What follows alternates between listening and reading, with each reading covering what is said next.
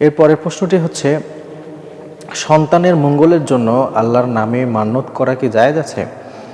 জোড়া প্রাণী গরু মান্যত করা হয়েছিল, সেটা কি এখন এক জোড়াই দিতে হবে নাকি একটি দিলেও হয়ে যাবে? সন্তানের মঙ্গলের জন্য আমরা অনেক সময় মান্যত করে থাকি। এই মান্যতটি আমাদের বিশেষ করে বাংলাদেশে আমাদের প্রত্যন্ত অঞ্চলগুলোতে বা গ্রামে খুব প্রচলন রয়েছে। মান্যত করা এটি ঠিক আছে যদি সেটি আল্লাহর নামে হয়ে থাকে।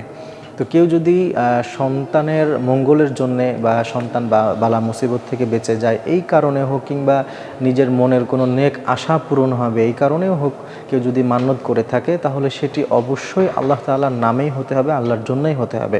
অনেক সময় আমরা দেখি যে বিভিন্ন মাজারে কিংবা বিভিন্ন দরবারে গিয়ে যেই বাবার নামে বা পীর সাহেবের নামে বা কোনো আল্লাহর ওলির নামে যেই মান্যতগুলো করা হয়, এই ধরনের কোনো মান্যত কিন্তু জায়েজ নেই, এটি সম্পূর্ণ হারাম। এই ধরনের কোনো মান্যত করা যাবে না। এর বাইরে আল্লাহর নামে মান্যত আপনি করতেই পারেন। আর আপনি যেহেতু বলেছেন যে দুটি প্রাণীর মান্যত করেছিলেন, দুইটা গরুর, তাহলে আপনাকে দুইটা গরুই দিতে হবে, জোড়া গরুই দিতে হবে, কারণ যেটি আপনি মান্যত করেছেন সেটি আপনি দিবেন। তবে অবশ্যই খেয়াল রাখতে হবে এটি যাতে করে একমাত্র আল্লাহ তাআলার জন্যেই হয়।